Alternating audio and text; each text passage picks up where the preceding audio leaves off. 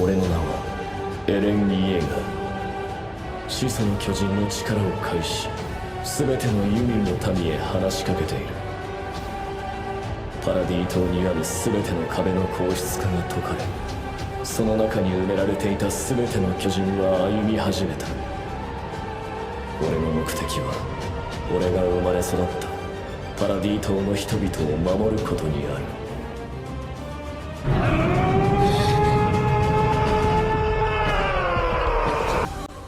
Oh les amis, j'espère que vous allez bien, que tout se passe pour le mieux pour vous. Aujourd'hui on va partir sur Shingeki no Kyojin. Dernière partie, épisode 1. Let's go.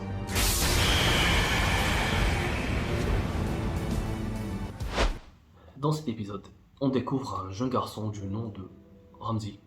Un jeune réfugié turc ou marocain, je sais plus trop quoi, était avec son petit frère. Ils étaient en train de cacher un peu leur butin. Quelques billets, quelques pièces voilà, qu'ils avaient volés. Et le Ramzi a dit à son petit frère, voilà, c'est toi, tu es le seul à savoir où je cache son putain. S'il m'arrive quoi que ce soit, tu sais où tu trouveras l'argent pour aider notre famille. Voilà. Juste après, ils ont aperçu un bruit immense et une vapeur qui se dégageait du ciel et la terre qui a commencé à trembler. Voilà. Et les gens étaient en panique, ils ont vu des gens essayer de fuir, tenter de fuir de là-bas, d'où ils étaient, ils couraient dans tous les sens. C'est là qu'ils ont jeté un coup d'œil, ils ont vu des titans colossaux qui s'étendaient à perte de vue. Dans tout leur horizon, ils ne voyaient que des titans colossaux qui venaient de loin, qui s'approchaient, petit à petit. Donc ils ont essayé de tenter de fuir avec leur famille. Sur la scène d'après, on revoit Eren, à l'époque où ils sont allés en reconnaissance sur le continent Mar, voilà. Il était en train de déambuler dans le port, il était en train de se dire je vais tuer tout ce monde, je vais massacrer tous ces gens-là, voilà.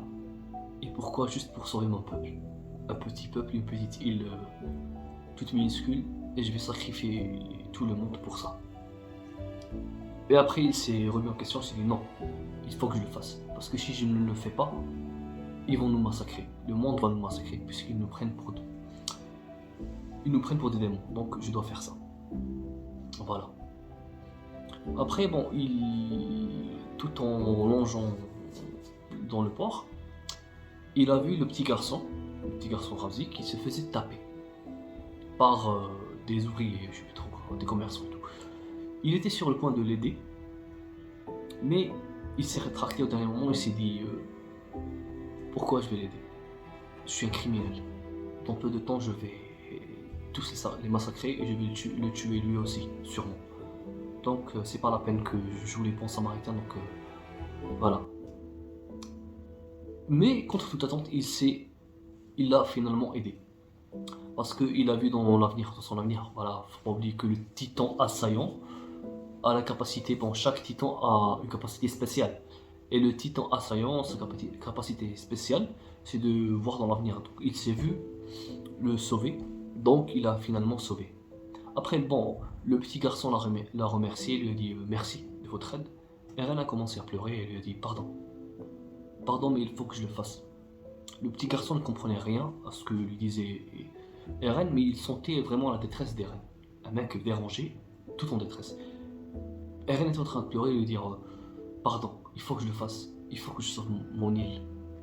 Voilà, j'ai pas le choix. Je suis désolé. Il devait répéter je suis désolé, je suis désolé, je suis désolé. Et ce monde ne m'a pas plu. Je me faisais une idée de ce monde-là et finalement je suis déçu, donc je suis obligé de le détruire. Et c'est ça ma liberté. C'est de arracher la liberté des autres. Voilà, grosso modo, il lui disait ça. Après, bon, on est de retour sur la scène du grand terrassement qui est parvenu jusqu'à le continent Mar. Bon, les titans colossaux ont détruit la grande majorité du continent Mar. Ils ont ravagé les villes, ils ont écrasé pas mal de gens, enfin toutes les populations. Enfin, le petit garçon, on l'a vu se faire écraser avec son petit frère. Voilà, c'était vraiment une scène triste, très triste, quand même. Bon, les gens ont essayé quand même de s'échapper, ils étaient en train de s'entre-déchirer, ils essayaient enfin, de se sauver à cheval, avec leur voiture et tout, mais rien y faire. Ils se sont tous fait écraser.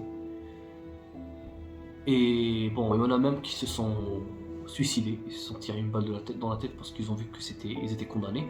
Et d'autres se sont fait calciner, ils se sont fait brûler par la chaleur immense, chaleur que dégagent les tétons colossaux. Voilà. Et c'était vraiment un carnage, c'était pas très beau à voir. Voilà. Après, on voit Eren, petit, qui se dit voilà la liberté. Armin, on est libre maintenant. Après, bon, on voit Armin qui était téléporté dans la dimension de Ymir, la déesse Ymir. Parce que faut savoir que quand Eren parle à un citoyen eldien, ou enfin un eldien, il s'adresse directement à un eldien et se voit téléporté dans cette dimension, la dimension de Ymir. Voilà.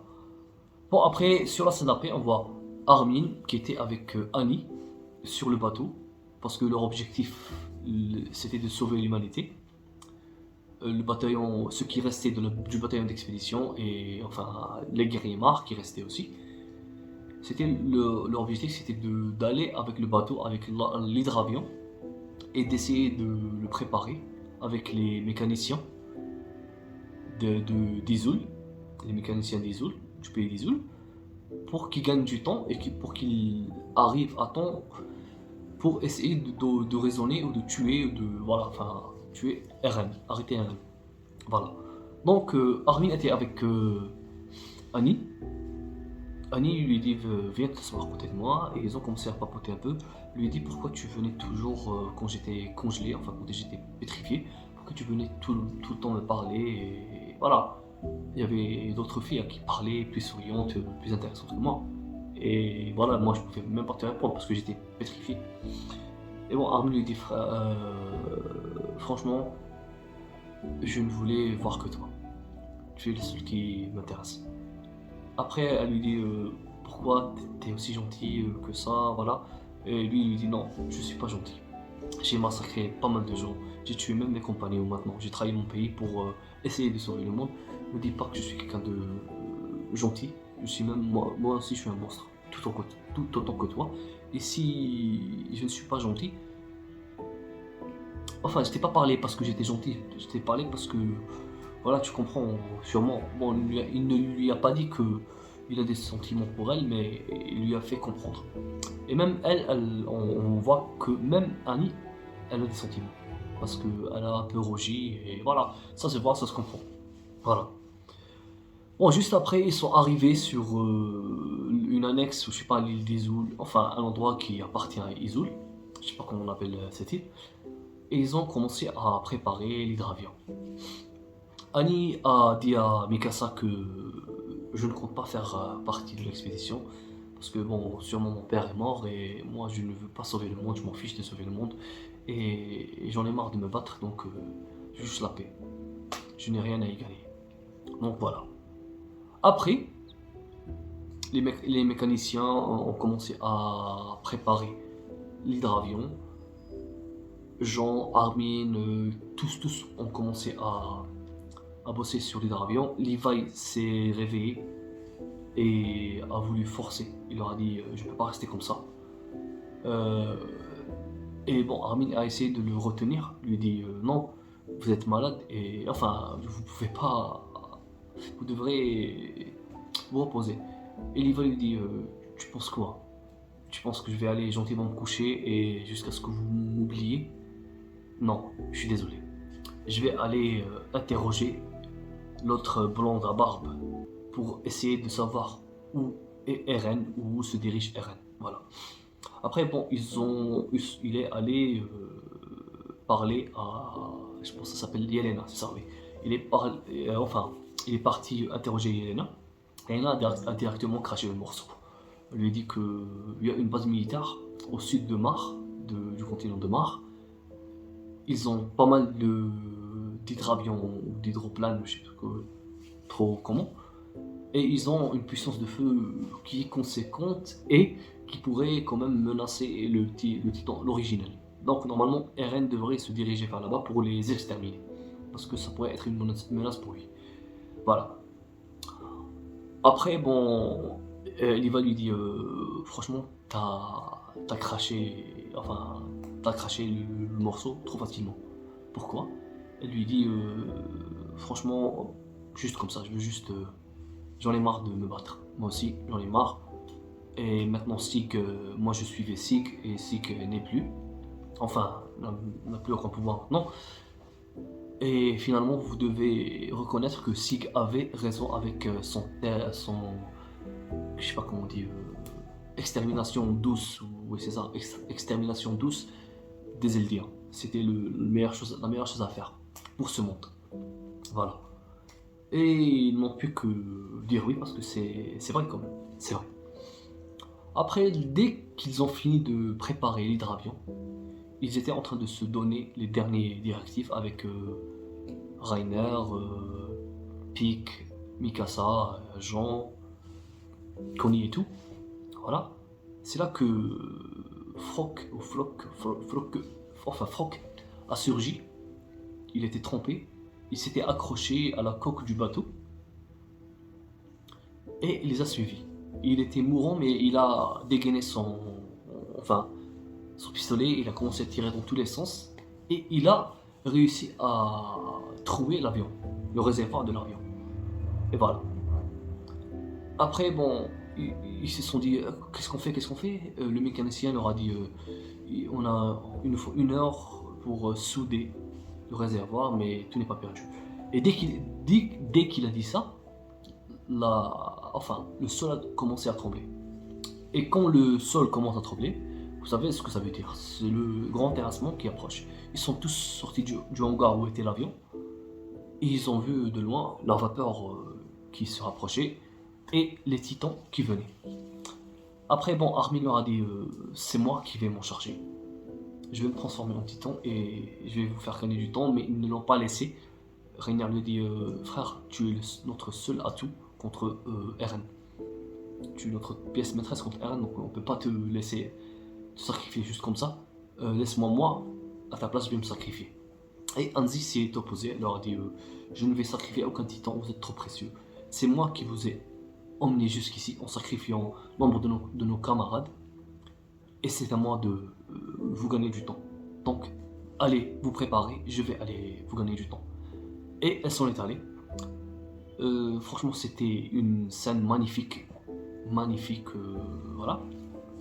Avant qu'elle s'en aille, elle a nommé Armin le 15e major. Elle lui a dit tu te nommes 15e major parce que tu as les épaules pour ça, tu es le seul qui puisse incomber à ce rôle-là par ton intelligence. Voilà. Et prenez soin de vous. Juste avant qu'elle s'en aille, Levi l'a arrêté, il lui a dit Hanzi. Il lui a dit Shinzo Sasageo.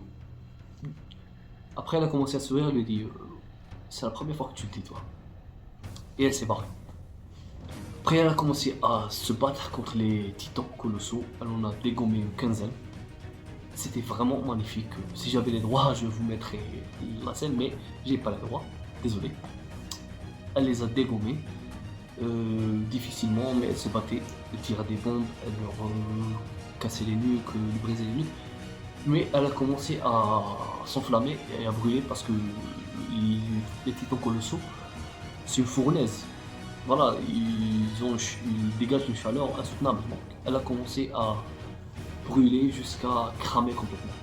Mais elle a donné le temps à ses camarades de pouvoir amérir et décoller avec l'hydravion. C'est là, sur la scène d'après, on les voit tous désemparés, démoralisés. Ils étaient tous en pleurs parce que ils ont vu Hanzi se faire dégommer et se faire brûler. Et voilà, et personnellement, même moi, j'ai versé une larme. C'était vraiment une scène magnifique et émouvante. Voilà. Après, bon, dans l'hydravion, ils ont commencé à faire un plan. Armin leur a commencé à leur donner des directives. Il leur a dit bon, La solution c'est que moi j'aille devant Eren, que je dégote où est Eren dans cet amas d'os et que je me transforme et que je le tue. Mais je refuse de faire ça pour l'instant parce que je veux d'abord lui parler, essayer de le raisonner. Ça je ne l'utiliserai qu'en dernier recours. Voilà. Après bon, ils ont commencé à lui dire que c'est vrai, que tu peux faire ça, mais faut oublier qu'il a le pouvoir du titan marteau et le titan marteau peut il a la capacité de modeler ce qu'il veut et il peut se situer où il veut. Parce qu'il faut pas oublier qu'avec les titans, en général, ils sont dans la nuque du titan. Enfin, les personnes qui se transforment en titan, leur emplacement dans le titan, c'est dans la nuque. Mais le titan marteau, il a cette. Enfin, il peut se placer où il veut. Donc, Eren pourrait être n'importe où. Oui. Mais bon. Après, Levi leur a dit normalement, le bestial est toujours vivant et avec lui. Et sans le bestial, il perdrait l'axe, il perdrait l'original. Donc, peut-être qu'il suffirait de buter le bestial et ce sera fini. Et ils se sont dit, oui, c'est pas con. Voilà. Et Levi leur a dit, ça, j'en fais mon affaire. Et j'ai oublié de vous dire un truc sur Levi. Levi ne pouvait plus utiliser ses doigts. Il essayait d'utiliser ses doigts pour enfin, appuyer sur la gâchette de son arme. Mais il ne pouvait plus. Il est vraiment en mode Levi. Voilà. Après, Rainer a commencé à leur dire moi je pense que Eren nous laisse volontairement faire ce qu'on veut. Parce qu'il a le contrôle sur tous les titans. Il peut nous contrôler. Et même les Eldiens, il peut contrôler tous les Eldiens et tous les titans. Donc, je pense qu'il veut nous laisser. Ou bien pour voir ce qu'on va faire. Pour voir notre comportement. Ou bien qu'il veut vraiment qu'on le tue. Qu'on essaie de l'arrêter. C'est ça son objectif. Donc voilà. Après, Eren les a téléportés dans la dimension d'Emir. Ils ont commencé à essayer de lui parler, tous crier. Armin lui dit s'il te plaît, Levi, pardon, s'il te plaît, Eren, arrête le grand terrassement, c'est bon, tu as rasé, tu as montré notre puissance. Personne n'osera plus attaquer Paradis pendant des décennies. Donc c'est bon. Ils ont tous commencé à lui dire c'est bon, arrête frère. Qu'on lui a dit je sais que t'as aussi souffert pour Sacha est morte, je ne t'en veux pas, allez c'est bon, reviens avec nous, c'est fini. Après Eren a parlé, leur a dit je ne compte pas m'arrêter ici. Je ne vais pas laisser le hasard décider de l'île de Paradis. Je vais exterminer tous les humains. Si vous voulez m'arrêter, il faudra me tuer. Et voilà. Après, bon, on voit bon, Annie et les deux gamins de Mar et la vieille de Izumi. Ils étaient dans le bateau. Falco, je pense qu'il s'appelle Falco, le petit gamin Falco, est allé voir Annie. Il lui a dit j'ai fait un rêve de Sig. Je le voyais en train de voler. Je me voyais dans le ciel. Et mon titan a développé des trucs similaires au titan bestial. Donc il se pourrait que, je sais pas, peut-être qu'on puisse voler. Et toi ton titan féminin, je pense sa caractéristique c'est de, quand tu manges un bout d'un titan, tu peux développer ses capacités, c'est ça. Voilà, bon on sait pas pourquoi ils ont dit ça, mais voilà, peut-être qu'ils vont aller en volant, je sais pas, enfin. C'est juste comme ça, c'est ça la scène. Voilà.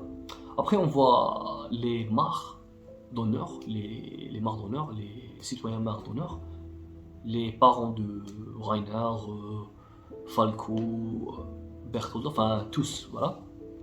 Ils étaient dans un train en direction de la caserne en question qui a les hydravions armés. Et ils se dirigeaient là-bas dans le but de voler un hydravion et d'essayer de s'envoler et d'échapper au grand terrassement. Voilà.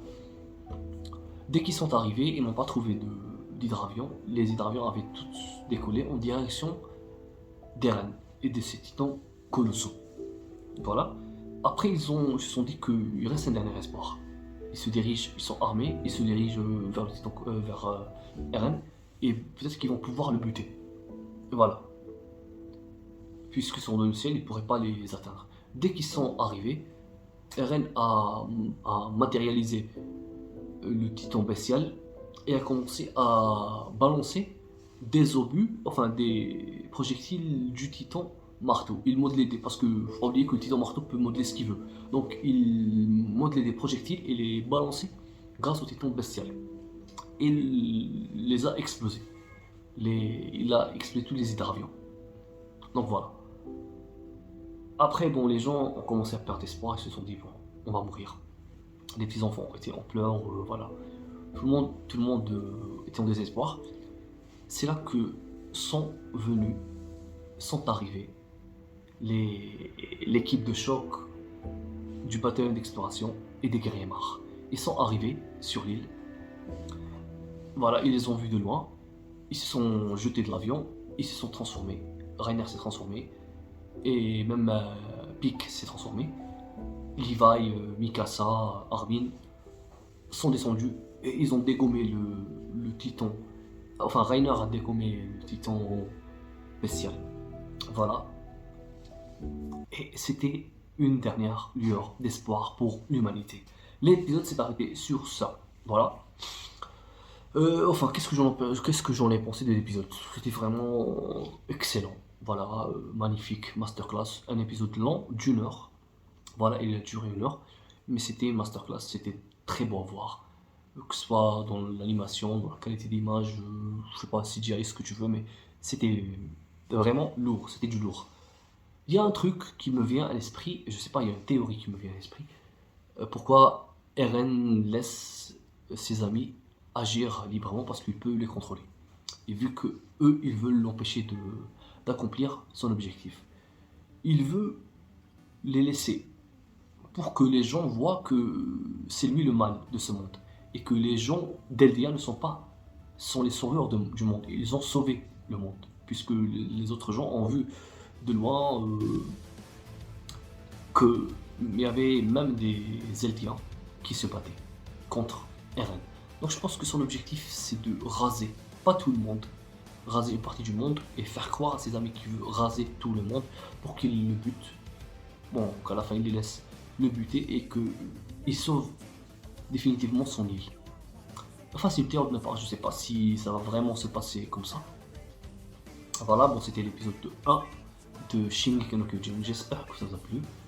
N'oublie pas de laisser un like, de t'abonner, ça aide grandement la chaîne à grandir. Sur ce, matane.